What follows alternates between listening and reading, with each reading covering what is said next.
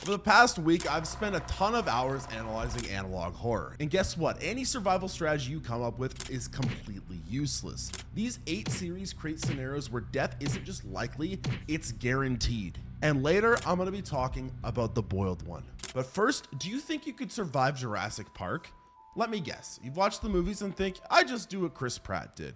Yeah, good luck with that. The Jurassic Park VHS series isn't your fun family adventure. It's what happens when nobody's around to save the day, and it's just you against literal killing machines. These VHS tapes aren't made by one person. They're created by fans who thought, hey, you know what would be fun? Showing what really happened to all these poor employees nobody talks about. You know, the normal people who didn't have plot armor or raptor training skills. Let's be honest for a second. You, yes, you watching this video right now would be absolutely screwed against a velociraptor. These aren't the cute little chickens from real life. These are the movie versions. Giant murder machines that hunt in packs and can open doors. Great job locking yourself in that room, genius. You just created your own coffin. What makes these VHS tapes so terrifying is how they show regular people getting picked off. Not scientists, not animal trainers, just average Joes like Dave from maintenance who thought he had a normal job until a Dilophosaurus decided his face looked tasty. But I would just hide. Yeah, from animals that can smell blood from miles away? Good plan, Einstein. The VHS tapes love showing security footage of people hiding in kitchens, cars, or bathrooms only to get found anyway.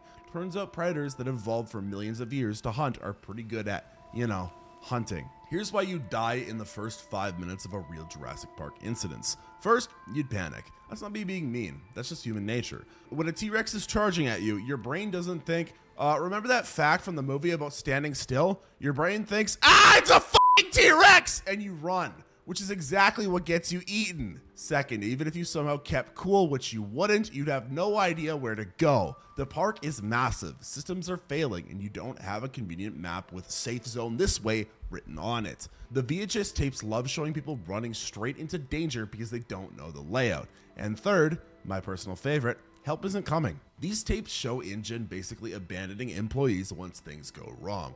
They care more about covering their butts than saving yours. That emergency phone? Dead. Radio? Static. Helicopter rescue? Canceled due to weather conditions, which is corporate speak for sorry, but saving you costs more than our insurance payout. The genius of these VHS tapes is they show what the movies don't, the brutal reality of being at the bottom of the food chain. No dramatic music warning you of danger, no convenient rain to hide your scent, just you alone with prehistoric predators who see you as a walking Happy Meal. A T-Rex may be scary, but what about a terrifying fairy tale? Those fairy tales you grew up with were supposed to have happy endings, but Foxymations clearly missed that memo. The fairy tales series is exactly what happens when someone thinks, you know what Little Red Riding Hood needs? More soul trapping and psychological torture. This creator took stories you loved as a kid and turned them into nightmares where nobody, and I mean nobody, gets to live a happily ever after. Let's start with the wolf. Forget the goofy talking animal from the cartoons. This version hunts across multiple stories, has a face that would make Freddy Krueger uncomfortable, and oh yeah, he doesn't just kill you, he traps your soul afterwards. Sorry, were you planning on going to heaven? That's cute. The wolf says your soul is his now.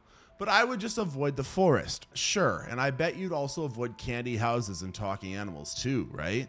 The problem is, in these stories, the paths always lead to the same terrible place. That's the whole point. The creator designed these scenarios with zero escape routes. What makes this series extra disturbing is the witch who controls the wolf. She's basically pulling strings and making sure the wolf finds his victims. I love how some of you are probably thinking right now, I just outsmart them with my big brain. Really? With what exactly? The characters in these stories try everything. Running, hiding, fighting back, and they all end up the same way. Dead with their souls trapped in some kind of internal torment. The scariest part isn't even the monsters themselves. It's how Foxymations turns familiar comfort zones into death traps. That path to grandma's house? Death trap. Those cute little houses the pigs built? Death traps. The trail of breadcrumbs? You guessed it, death trap. Some horror fans dismiss this series because it borrows its style from the Walton Files, but honestly that's like complaining about the wallpaper while ignoring the axe murder in your living room. The real terror comes from the hopelessness baked into these stories. Think about it, fairy tales were originally meant to warn kids about dangers. Don't talk to strangers becomes don't talk to wolves who will eat your grandma. But in Foxymations' world, even following the warnings doesn't save you. The storyteller has rigged the game, you literally can't win. Here's why you would be toast in this universe. First, you'd walk right into the trap because it looks familiar. Oh, I know this story. Yeah, you know the Disney version, not the one where your soul gets eaten. Second, the wolf isn't just some dumb animal. He's a calculated hunter who enjoys the psychological breakdown before the kill. He'd have you question your own sanity before you even realize you were being hunted. And finally, escape is impossible by design. The series literally shows characters thinking they've won, only to reveal, surprise, the nightmare continues. Those bedtime stories your parents read to you weren't preparing you for monsters under the bed. They were warning you about the ones waiting in Foxymations' twisted fairy tale universe, where not even your soul gets a happy ending. At least the wolf is kinda humanoid-ish. At least with humanoids, you can see what's hunting you.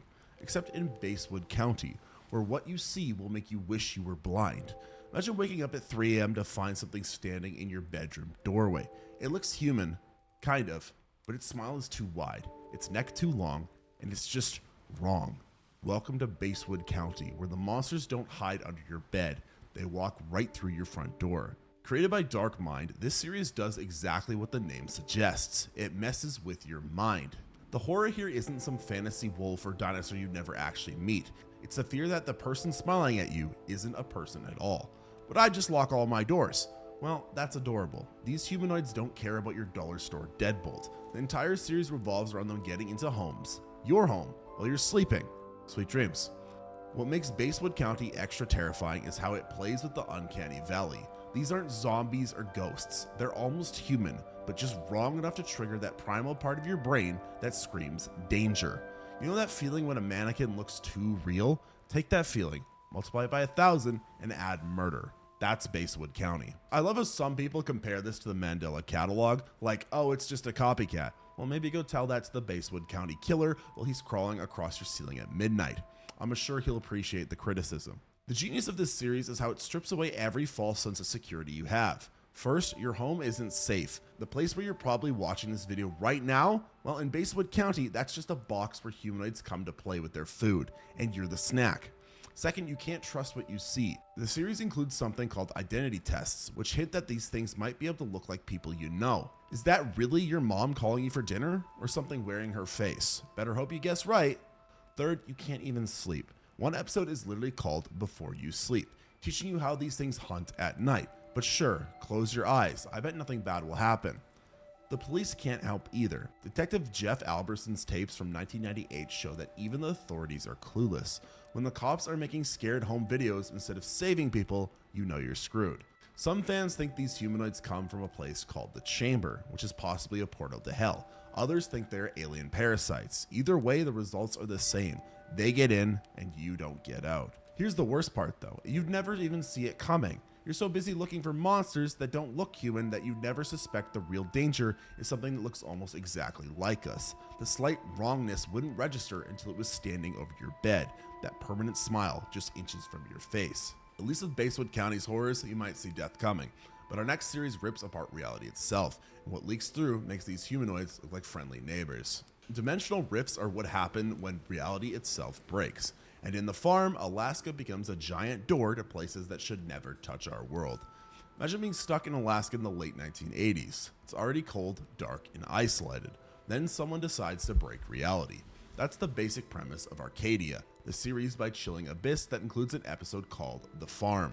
Everything was fine until some bright scientists at the Arcadia facility decided to poke a hole between dimensions. Spoiler alert, it went badly. But I'd just leave Alaska. Great plan, except the government's evacuation planes kept mysteriously disappearing. Vanishing aircraft tends to put a damper on your escape plans, but sure, maybe you'd be the exception. Maybe your plane wouldn't get sucked into whatever nightmare dimension is leaking into our world. What makes this series especially terrifying is how it shows official responses completely failing. The government set up an exclusion zone, thinking they could contain the fissures. They could not contain the fissures. These tears in reality started spreading beyond the zone, popping up in places they shouldn't be. Even the people in charge had no clue what they were dealing with. Here's why you'd be absolutely toast in this scenario. First, you have no way of knowing where or when a fissure might open.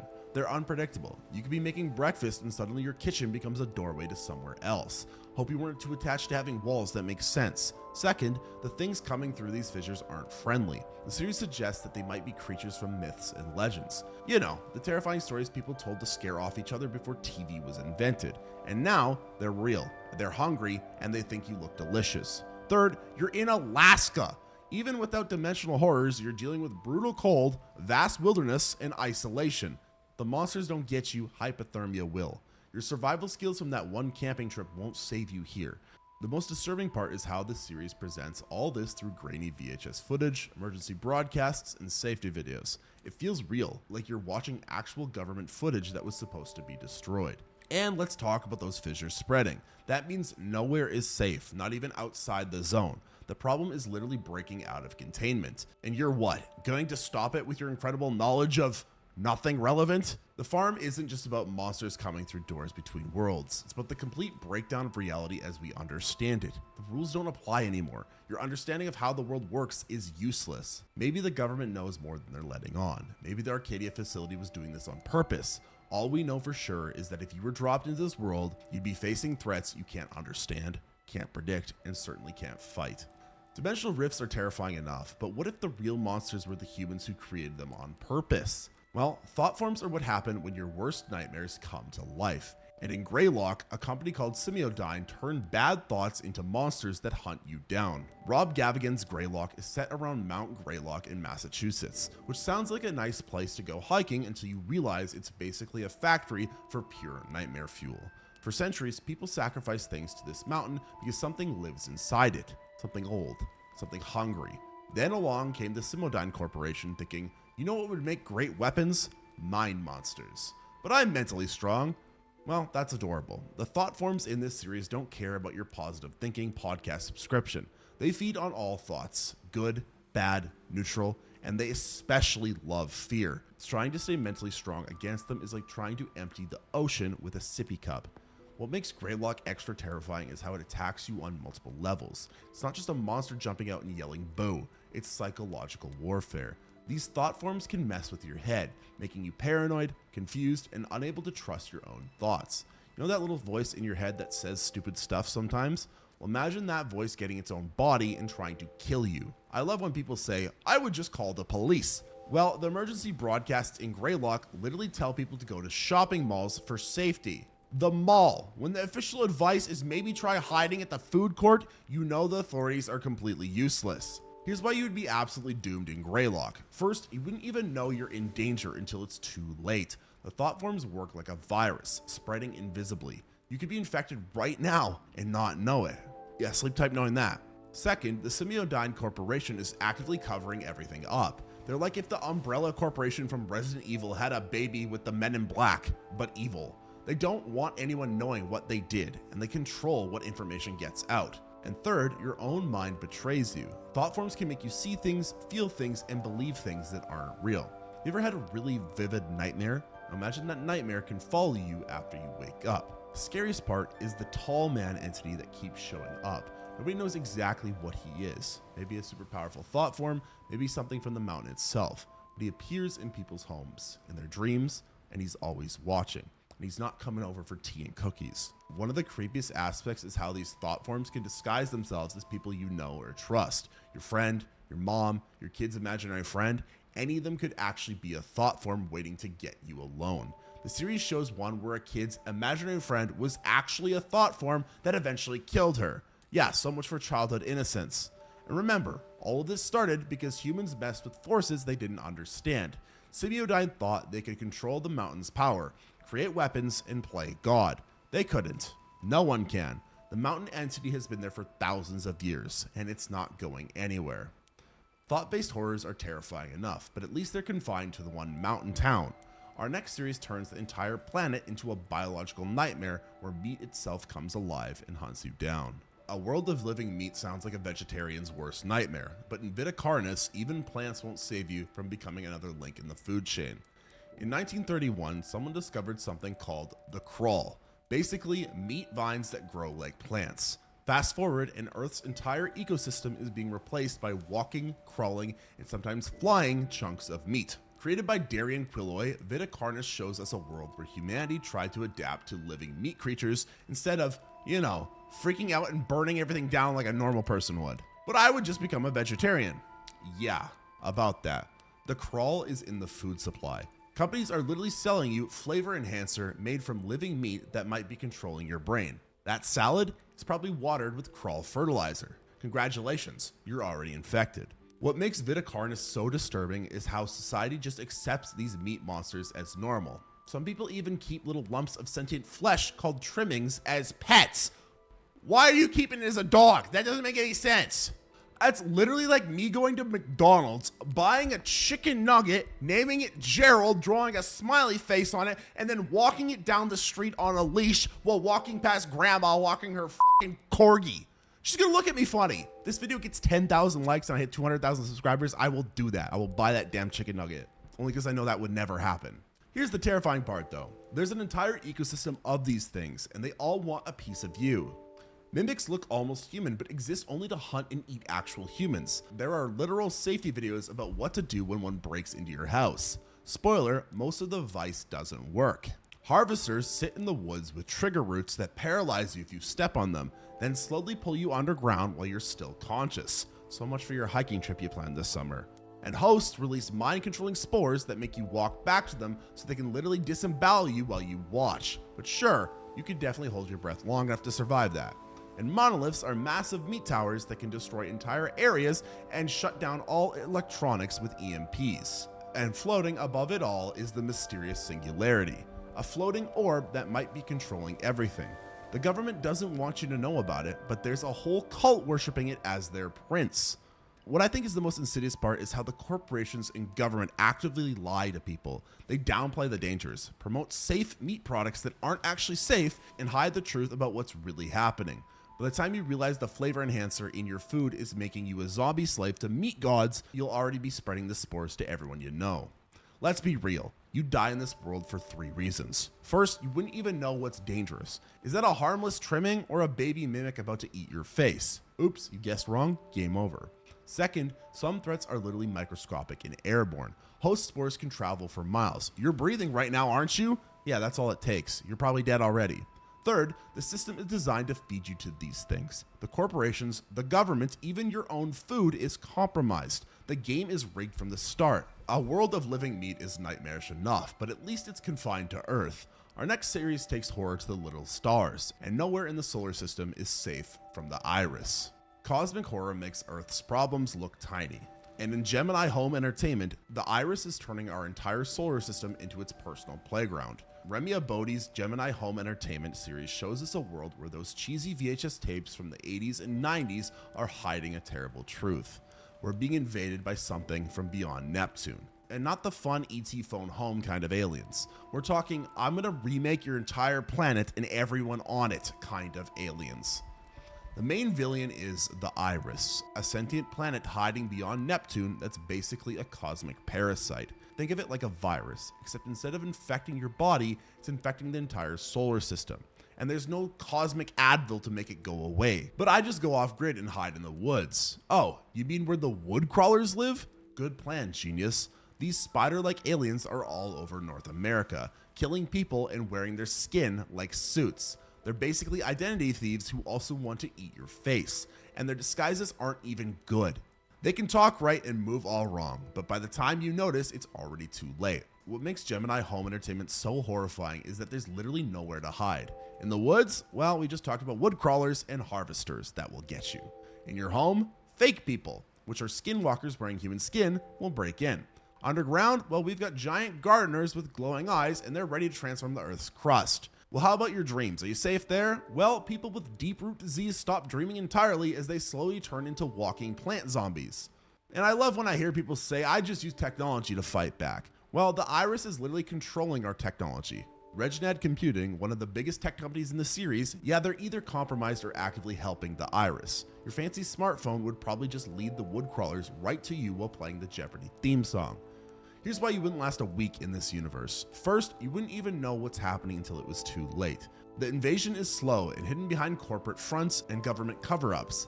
By the time it makes the evening news, we're already doomed. Second, it attacks on every possible front. It's not just monsters in the woods. It's planetary corruption, technological subversion, biological infection, and social infiltration all at once. It's like facing a boxer who has 6 arms and you're blindfolded and for some reason they've got a grudge against you. And third, the scale is literally cosmic. The series shows Neptune firing a weird beam. Jupiter's red spot is called an open wound, and Saturn's rings are some kind of gateway. Your survival bunker isn't going to help when entire planets are being corrupted. The most disturbing part is how it all ties together. The wood crawlers and deep root disease aren't separate threats. They're all part of the same invasion. Different tentacles of the same cosmic monster. While you're worrying about the monster in your closet, the house itself is becoming a monster. The iris doesn't just want to kill humans, it wants to transform Earth into something else entirely. Something alien, something made of meat and roots and corruption. And it's patient. It's been working for decades, and we've barely noticed. So what if it's already here today? What if the invasion has already started? Well, alien invasions are terrifying enough when you can at least see the mothership, but our final horror series attacks through something far more everyday. Your screen, the one you're using to watch this video right now, and just one glimpse is enough to trap you forever. Who would have thought your TV could paralyze you for life? But in the boiled one phenomena, just one glance at the wrong broadcast turns you into a prisoner in your own body. Dr. Nowhere, who is actually called Silas Orion, created something truly terrifying with the boiled one. Set in 2003, this series shows what happened when a normal TV program about plants or something got hijacked by an entity so dangerous that seeing its face or hearing its voice instantly causes locked-in syndrome. That means you're fully conscious, but completely paralyzed. Forever. But I would just change the channel, I'm super smart. Well, too late. The paralysis happens instantly before your brain even processes fear. Your body is already frozen. You can't move, can't speak, and can't even blink properly. But the worst part, you're still 100% aware of everything. Imagine being buried alive, except your own coffin is your own body. What makes the boiled one so disturbing is that it doesn't need to chase you or physically attack you. Looking at it is enough. The entity itself appears burned or boiled, with unnatural facial movements that somehow trigger immediate neural paralysis in viewers. Over 500 people were reportedly affected during the original broadcast. Some could only communicate by blinking in Morse code. I love when I talk to people and they say, well, that's just a fancy jump scare. No, it's not. Jump scares end. This doesn't. Victims also experience constant auditory hallucinations, specifically the sound of trumpets, along with reoccurring nightmares and sleep paralysis where the entity appears in their bedroom. Imagine being trapped in your bed, unable to move while this thing stands in the corner of your room night after night. Here's why this is truly the most hopeless scenario of all. First, it attacks through something completely ordinary, your television. In 2003, nearly every home had one. There was no warning, no way to prepare. 1 second you're watching TV, the next you're locked inside your own body forever. Second, there's no defense against it. You can't fight what you can't touch. You can't run from something that travels through broadcast signals. You can't reason with it or bargain with it. One look and game over. Third, the punishment is eternal. This isn't a quick death. It's potentially decades of being completely aware or unable to move, speak, or interact with the world around you. Your mind is intact, which means you get to experience every second of your new living hell. The entity delivers a cryptic message about hearing the laughter of thousands as the sky opens up, and trumpets play their happy sounds, suggesting some kind of apocalyptic event. Some theories connect it to World War II trauma, specifically the story of Louise Zambernini, who was tortured by someone called the Bird. Others think it represents PTSD itself, how trauma can literally freeze people, trapping them in their worst moments. The entity even says, "I'm going to eat your spine," which might be a metaphor for breaking your courage. And the most terrifying part, the video ends with the entity delivering its uncensored message directly to the viewer, directly to you, implying that anyone watching has now been exposed. Don't worry though, this is just a YouTube video about a fictional series. Probably. So there you have it. Do you think you could survive these analog horror series? Let me know down in the comments how you would go about doing that, because I don't think you could, because they're on a whole nother scale of power level. If you want more videos like this on my channel, make sure to like and subscribe, because this is a new type of content that I'm doing. So if you guys like it, let me know down in the comments. And if you want to watch more videos just like this one, but on horror movies or horror games, click the video on screen now.